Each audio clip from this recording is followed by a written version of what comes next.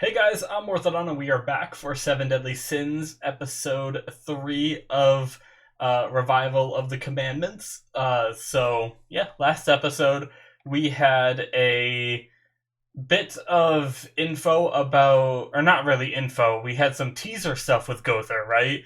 Gowther is infiltrating these people's lives and kind of replacing their memories with memories of him being a part of their life in order for what's her name, Gila, I think her name was Gila, and her brother Zeal, I think it was, if I remember the names right, and making her fall in love with him so he can figure out what love means. We know that he's supposed to be taking these repressants. Is that the right word? Uh, Basically, or suppressants. That's probably the right word. I don't know why I said the other one. That's probably not even a word. Suppressants to hold back his magic, by Merlin, and we don't know exactly why. Things seem to be going out of control with him. It's going to be interesting. He seems to have, I think he put everybody to sleep, right, in the town, so they don't interfere. So I don't know. I'm really looking forward to learning more about him because we had one line by him saying that he wasn't human or something. So maybe we'll learn more about what he is. And then we also had a bit with Diane and Elizabeth having a conversation that I really loved. Elizabeth came out and said that she loved Meliodas, which was cool. And then we also had Deanne, talking about her feelings for King and how she has her memories back and kind of confessing that. And I think King also found out that she has her memories back. So it'd be kind of interesting if we have, a little two-way thingy going with them, have a mutual love form, even though it's already formed, more like them actually address it. But either way, guys, I'm really looking forward to seeing what happens this episode. So let's jump into it. So guys, like usual, I do timer-based reactions, which means I will have a timer up on the screen. You guys need to have your own reference footage. You'll watch the whole episode with me. I am currently watching it on Netflix, if you want to follow along on there, watching it in subbed, and there'll be a little image on the screen in that corner to help you guys, or a little bit of video from the beginning to help you guys sync up. So let's get started in 5, 4, 3, 2, 1 now. Alright. Netflix. Based on a manga published by Kobashi or something. Kobansha. Something. I didn't read fast enough. Yes, we had a little bit of this too.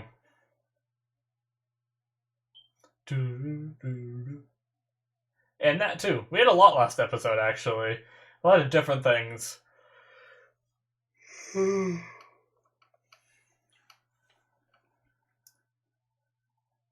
Bond's looking for a way to save Elaine.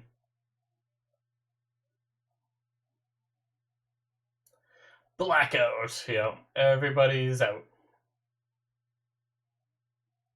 Oh, that's right. It was only people below, power level 400 or something, right? Oh, shoot. Yeah, this is going on over at Camelot, right?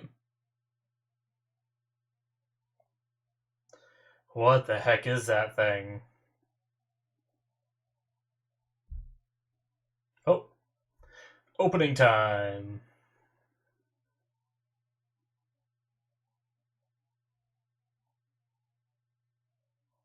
The seal has been broken. That thing reminds me of that Disney dude, that big monster at Camelot. What's shoot 8 Big Hero 6. That was a journey I just went on trying to remember. I think it's Big Hero 6. I can't remember the name of it or what it went by, but it was just like the big white blow up doctor thing. I don't know this intro enough yet. Bond, I hope you come back. The fact that they showed Elaine's body still around, I wonder if Bond really will find a way one of these seasons to bring her back.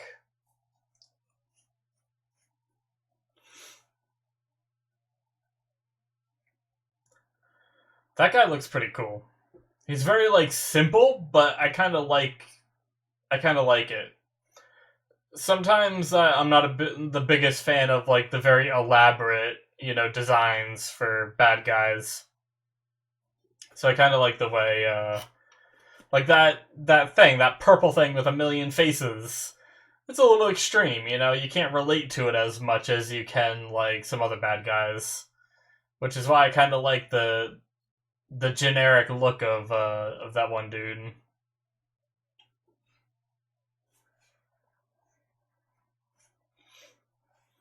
All right, the sacred treasure, Lost's vein or something. It said, I think. Oh, Elizabeth, what are you doing? Where are you?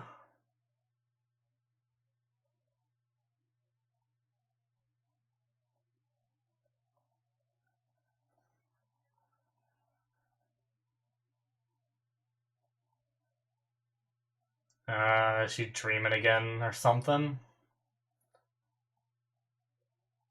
Who's this? Oh, is that how she pictures Meliodas? So this was a dream. Oh wow, so her power level's low even though she's half goddess. I mean, it makes sense that she's not like insanely strong, but interesting. I kind of thought she might be like a little more powerful, but maybe it's like locked away right now. Oh, yep, this fight's still going on. Nice dodging, Deanne.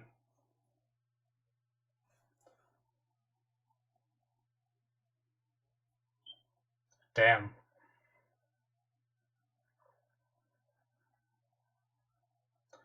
Whoa! She just did a.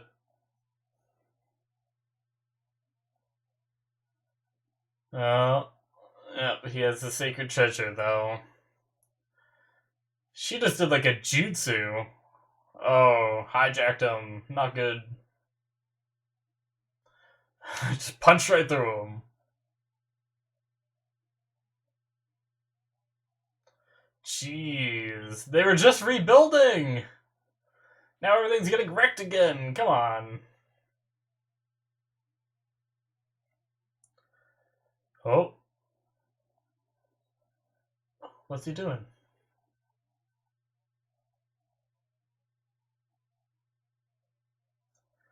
Please lock me up. Huh, so did he really lose control? Damn.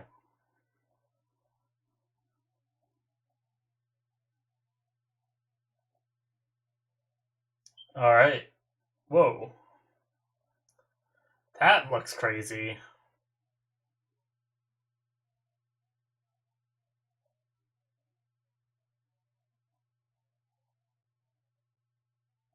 Huh. Oh.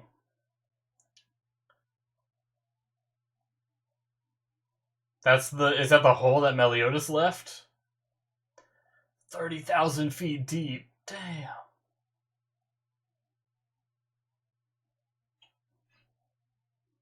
Oh, they realize.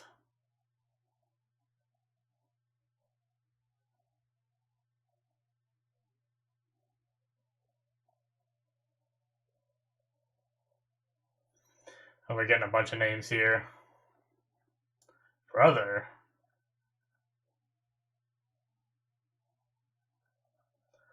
Oh.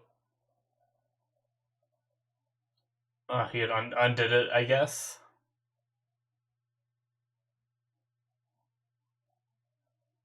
Okay.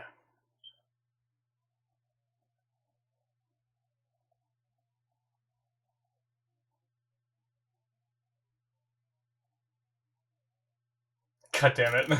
Gowther. I still like Gowther. I just want to know, like, what's up with him.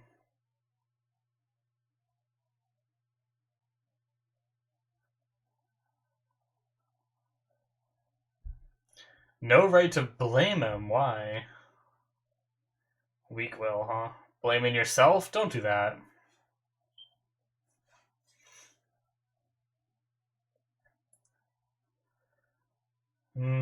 I mean, yeah, she did mess up when she became like the new generation and all that, but she kind of redeemed herself a little bit towards the end, right?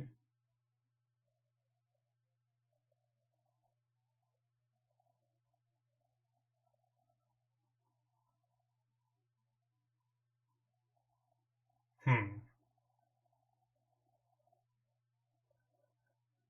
Maybe he learned a little bit. I got dumped. Oh, Roars of Dawn.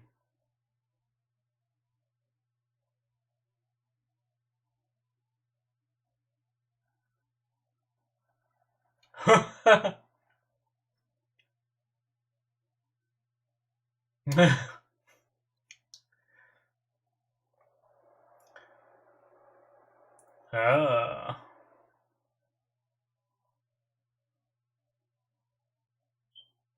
elder sister.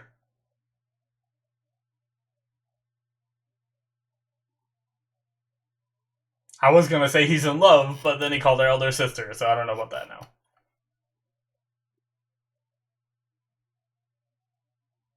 What? What?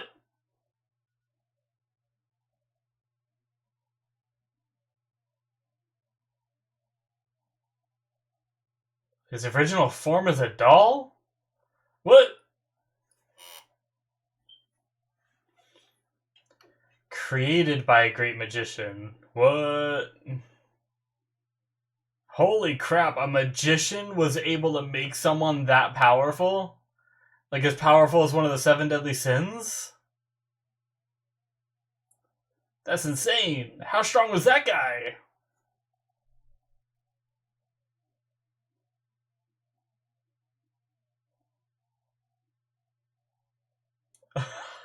That guy. He's kind of adorable. A talking piglet.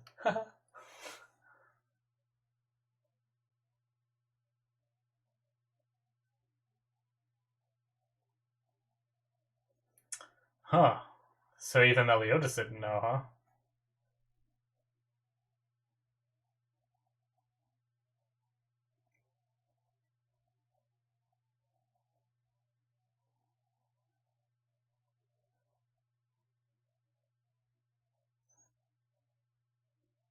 This is. It's kind of silly, Gowther being a doll, but I mean, in a world like this, it makes sense that it'd be possible, but I just did not expect it whatsoever.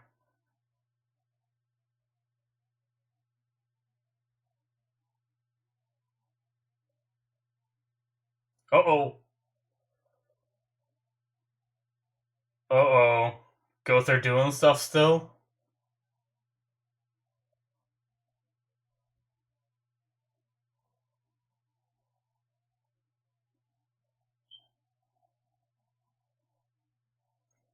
Alright. New guy added to the team.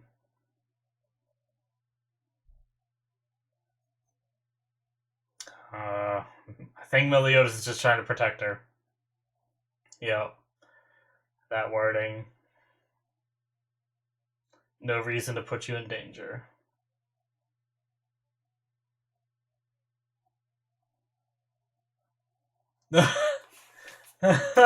Tien.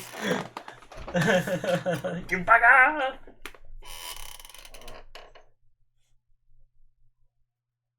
Sorry about my squeaky chair.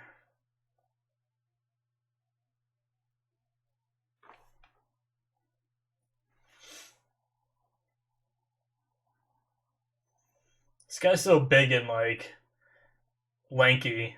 Like he's always like leaning over, you know? Like he's never like just like being like straight up, you know?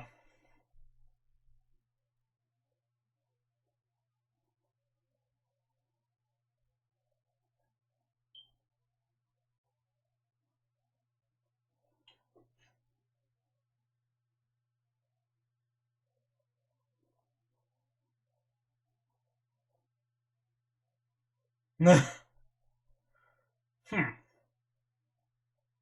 He's a very interesting dude. Oh,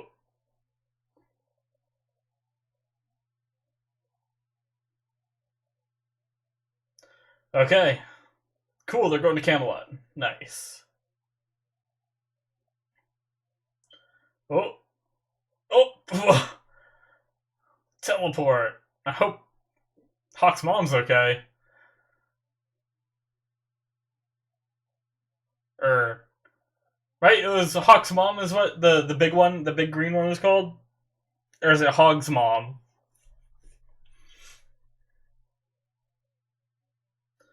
The seven deadly sins showing up. Yep. Okay, good.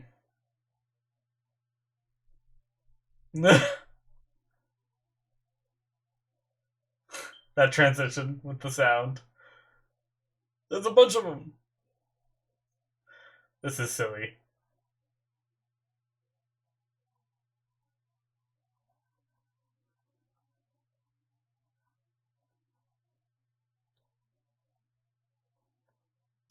Multiple reactions inside its body. Great Beast Albion, huh? Ah. Interesting, okay. Meliodas just dropping all the knowledge bombs here.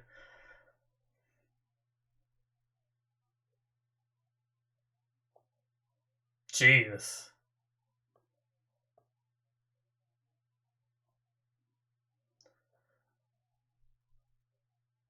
Oh, 5,500!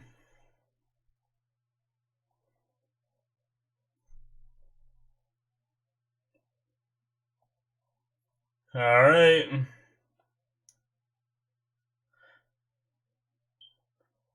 Oof. Just. Ah, she put a barrier over the entire town? Jesus. did he just say wow?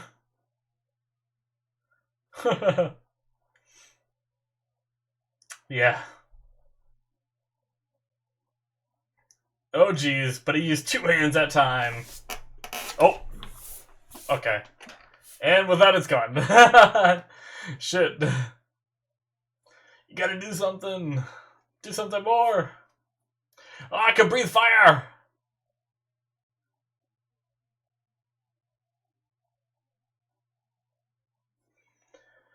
Uh-oh. Nice. Full counter. Right at the last second. Yeah.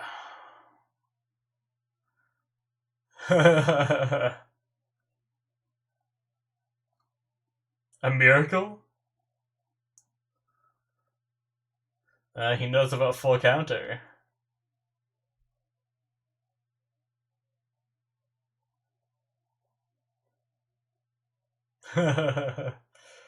Alright, cool. This is a flying pig!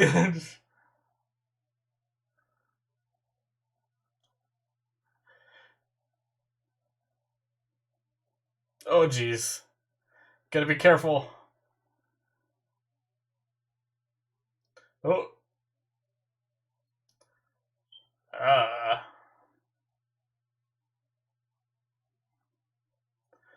Just run up it. Okay. That is steep, though. How are they running up that? That's crazy. Uh-oh. Nice. Oh, jeez.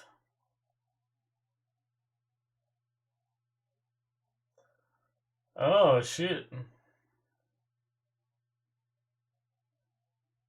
He's used to a broken sword.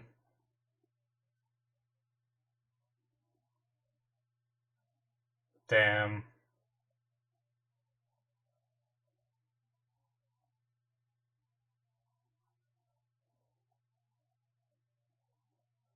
He's punching himself.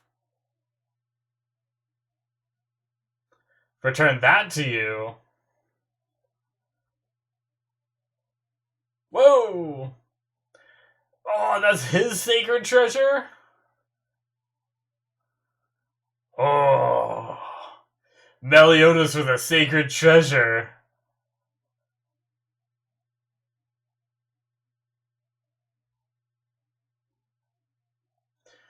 Oh. I'm so excited. Oh. Damn.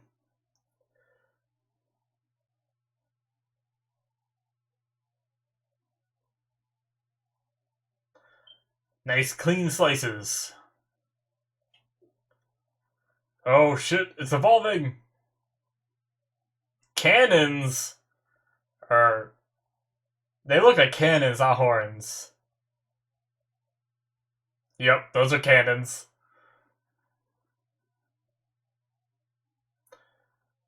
Oh. Or can he? What? Shadow Clone Jutsu! What? Oh my god. Did that open up his chest? I love the music. Or did it just annihilate his up? Oh my god. It just annihilated his whole upper half. I blasted him in the core as well.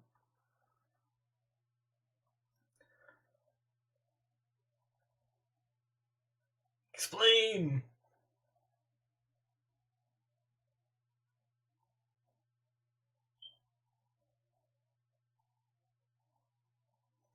Damn, that's crazy though. Oh, we're back here. Oh, excuse me.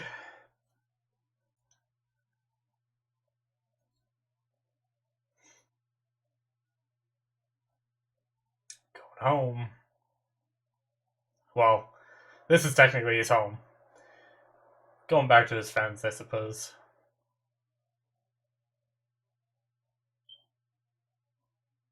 Hmm. Human, go home! What? Forest is growing? Oh, damn. Why is it growing so quick?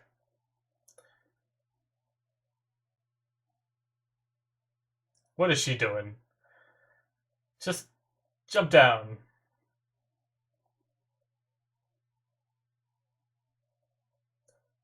Interesting. Oh. Oh. Bon is the fountain of youth. Damn.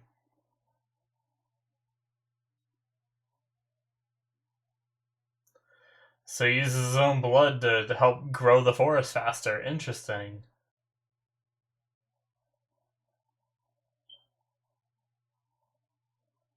I thought our eyes were going to open for a second there. Oh. That's a cool looking fairy.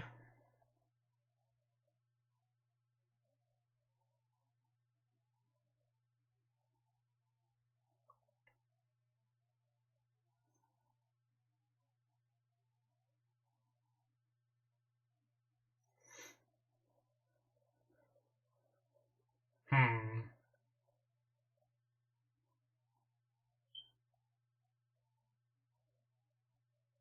Chosen by the sacred tree, huh?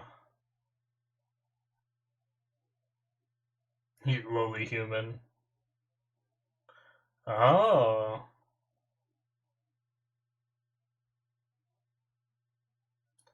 So there's still some that believe king should be king. Oh.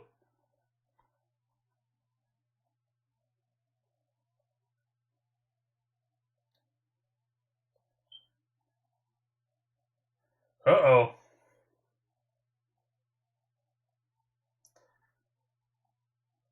A monster? It's a monster! Oh crap, it's one of these. Oh, that's a crazy looking one. Oh, and that's it. Damn. Okay. So now there's. Oh shoot. Watch credits. Um.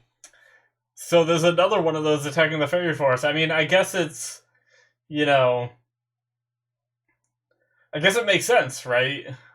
Like, if there's one, there could be more than one. So, I mean, I don't know why I took that as so surprising. Oh man. That was a great episode, though. Holy crap. Oh, Elizabeth.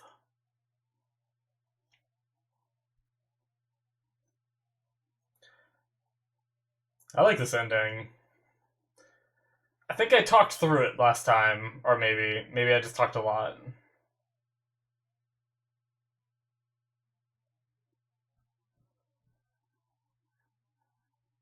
Not my favorite ending out of all the shows I'm watching right now, but it's pretty good. I like it.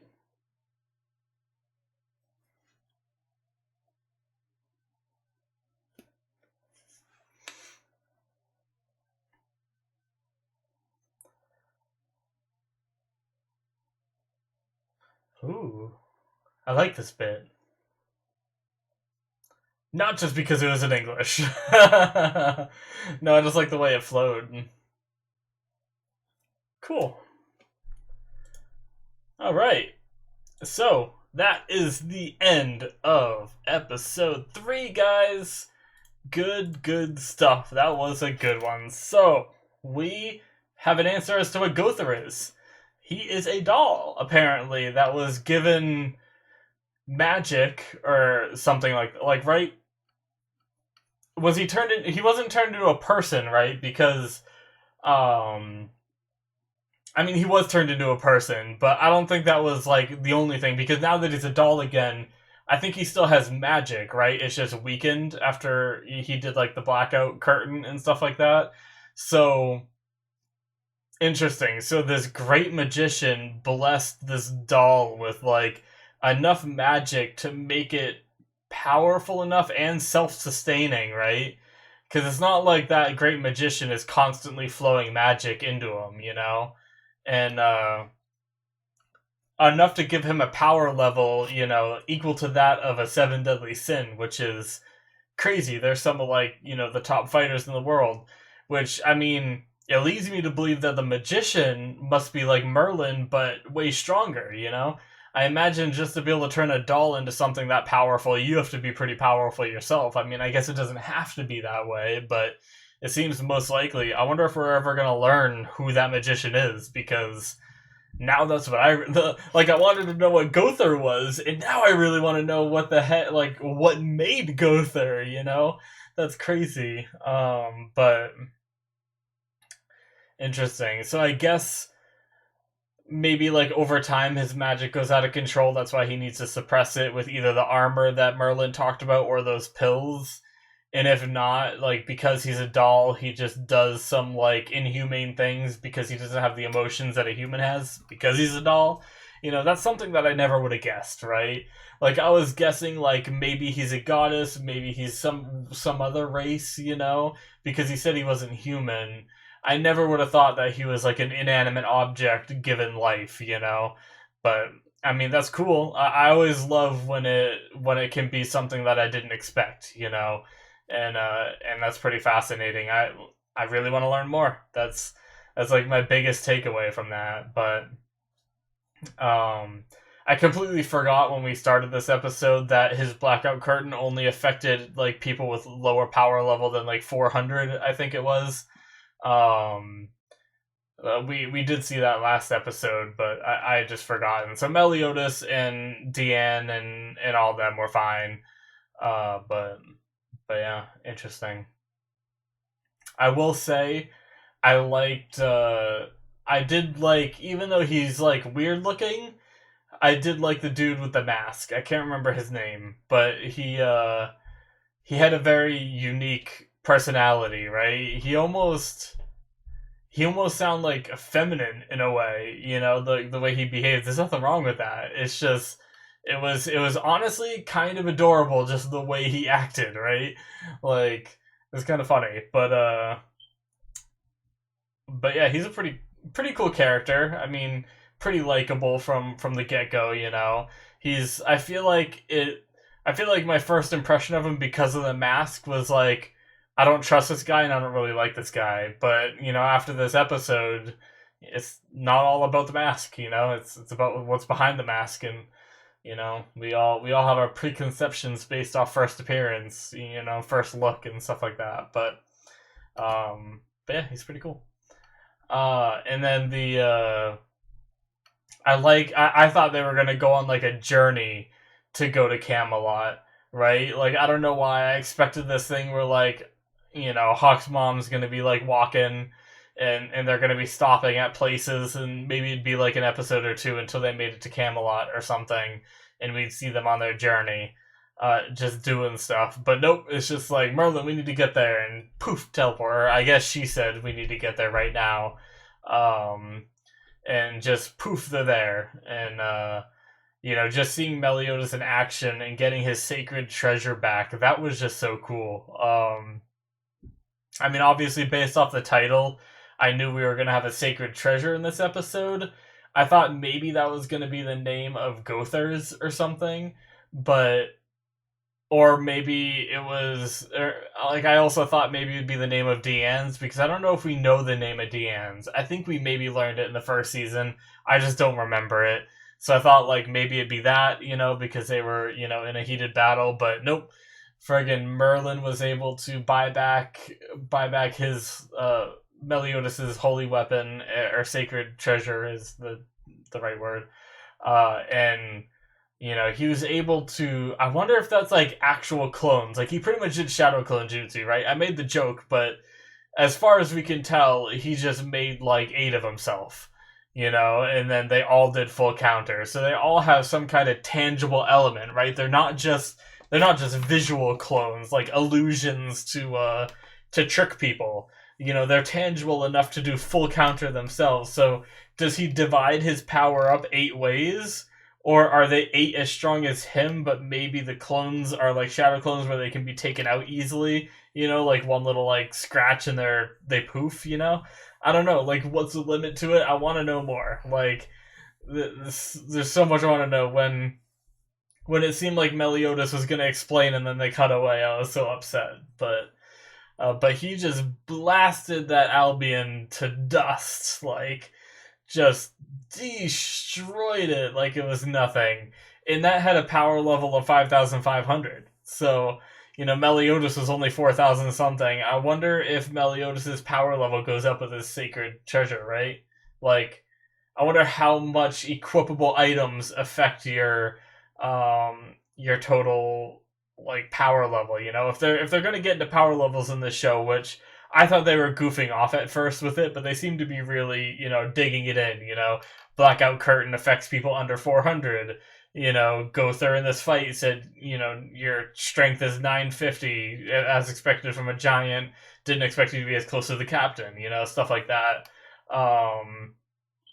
So, like, they seem to be really trying to, dig this power level, into us. So, I wonder, like I said, I just wonder how much equipables, like, now that Meliodas has the sacred treasure, is he now like a 6,000, or does his power level not change? He's just better. I don't know. I don't know how that works. But maybe we'll learn. I don't know. Either way, yeah. I mean,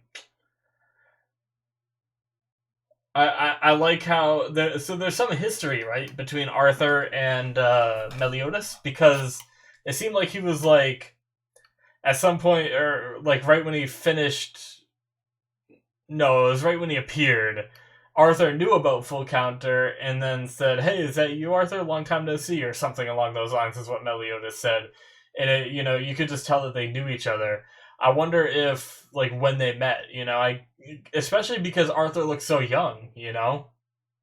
But I mean, I guess Meliodas looks young too, so who knows? Arthur could be a lot older than he seems. I don't know, but their nation doesn't seem especially strong. Like Arthur, even in like the last season when he showed up, he wasn't like insanely powerful, but I don't think I really need him to be, you know? Like I think it's cool having, you know, some characters that just aren't insanely overpowered in a leader role, you know? So that's kind of cool, but yeah, man, just cloned himself, full counter, destroyed it, done. Easy peasy. Now, I wonder how they're gonna deal with the one over at the Fairy Forest, the Fairy King's Forest. So, I mean, I guess before we get into that, we have Bon that makes trips there regularly to, to spill some of his blood on the, just an area around the tree, and it makes the whole forest grow a bit whenever he shows up. So that's interesting. I mean, I guess it kind of makes sense because I'm sure, in a way, since Bon is immortal from the what do they call it? The I know it's like something youth. What did they call it? Shoot, Fountain of Youth. Is that what they called it? That sounds like something out of like some other show, but I don't know. I guess I'll just call it the Fountain of Youth. My bad. I'm sorry. But he seems to be kind of creating his own a little bit by pouring his blood in there now. Before it was like this pink liquid, if I remember correctly, and now it's just straight up blood, which seems a lot more dark and evil than what it's supposed to be. But I mean, it's working. It's regrowing the forest. I hope it doesn't have any negative effects, but um, and then there's that one fairy that was kind of hanging around that area and thinks that Harlequin King should be the king of the fairy forest, which the rest of them were stoning him last episode. So, or yeah, I think that was last episode. So that's interesting. I wonder if that fairy hates King as well, but still believes that he should be the king. You know, um, because they said the tree is what decides, and maybe the tree still thinks King should be it. I don't know how that works. Does the tree talk to them? Do they just know? Is it some kind of like spiritual connection or something? I wonder how, like, if they truly mean the tree tells them, how does the tree communicate, you know, like who should be king and stuff like that, but I don't know. Either way, I wonder if that's going to stop King's decision to leave at all. And also, remember last episode when I said that I felt like King should have some kind of moment where the other fairies kind of look up to him again. So I wonder if King is going to be the one to take out this Albion, and then all the fairies kind of, you know, turn to his side a little bit. Maybe not fully, but maybe just like not stoning him whenever they see him. You know, maybe they'll like him a little more. But I don't know. Either way, I'm looking forward to seeing them fight this tall, lanky ass Albion, and I kind of hope that we just get to see Bon and King handle it, and maybe the girl, I can't remember her name, but I hope it's just them that handle it. I hope it's not going to be another situation where Merlin teleports in and Meliodas just decimates it. Even though that was really cool here, I feel like I don't need to see that again. You know, I'd love to just see King, you know, do some work with his weapon, and maybe Bon, you know, siphon some of his power and do some real hard hits or something. I don't know, but yeah. Either way, I'm really looking forward to what's going on. We also had, I guess, one thing I didn't talk about was we did have the Ten Commandments show up, and they were at the spot where Meliodas blasted a hole, and apparently, I think that was their castle before they were sent away. So that's interesting. That if I mean, I can go back to the episode, but I think I read that they were talking about a castle being there and it's gone, and then I kind of assumed it was their castle. Um, Shoot, I was just there. Okay.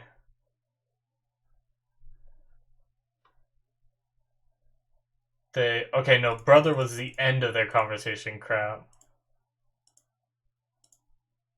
Okay, here we go. I'm right at the beginning. Let's just watch through a little bit of this real fast. Bottom line, I don't get it. It's surprising, though, that we find a castle standing where there was nothing for 3,000 years. That we find a castle standing where there was nothing for 3,000 years. But how did it get into this wretched condition?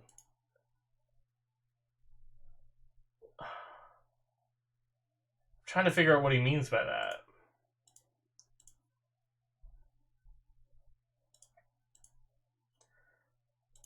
So he said, it's surprising enough that we find a castle standing where there was nothing for 3,000 years. But how did it get into this wretched condition? Because it's just gone. Like, he's acting like the castle is still there. Unless that's what all this purple stuff is all around it. I don't know. Okay, so basically, maybe that's what the purple stuff is. Maybe the purple stuff is part of the castle. So it seems like there was, a castle there, and now the center of it's been blown away. That's the hole that we saw Meliodas at. When we saw Meliodas at the hole last time, I don't remember there being that purple stuff around it. So I thought that was something that they just did now when they appeared. But maybe that's something that was always there. I don't know. Maybe we'll get more info later, but I'm sure there'll be a flashback to him destroying it. It seems significant, especially since they're there and thinking about it and stuff. So, apologies for not fully understanding that scene. I don't know if that's like a confusion with translation or what, but it seemed like to me it seemed like there was a castle there. Meliodas obliterated it, and now there's a 30,000 foot hole. And now they're returning to find the castle completely gone. But why were they going to that area in the first place? And maybe they detected the magic, or maybe it was their castle to begin with. I'm not sure, but so we got a little bit of them. So that was kind of cool. I do want to like learn more about them. I can't wait to like see them fight and stuff. I wonder. I do wonder who the demon king is or whatnot that they tease, because the Ten Commandments are the people protecting him. So I wonder if we're gonna see the demon king. I had my speculation that maybe it's Meliodas, but I don't know about that. I don't know. We'll see. Or maybe like the king is that that kind of power that comes from Meliodas, and his personality changes a little bit. Maybe that's considered the king. Maybe there's like a personality inside Meliodas that's the king, and he just puts on this goofy persona to kind of like cover everything, all that bad stuff and all that. But I don't know, just a silly theory from me. But yeah, I don't know, guys. That's it for me for this episode, though. I think hopefully I covered just about everything that was in the episode. I think I did, or at least most of it. But yeah, guys, thanks so much for watching. If you enjoyed, hit that subscribe button. You can also check out my Patreon at patreon.com/Morthadon, or the link in the description, where you can get access to the next episode right now, or you can get access to my Patreon shows. I'm watching Soul Eater and Violet Evergarden on there right now. So yeah, guys, thank you so much for watching. Hopefully you enjoyed, and I will see you guys in my future reactions. Bye!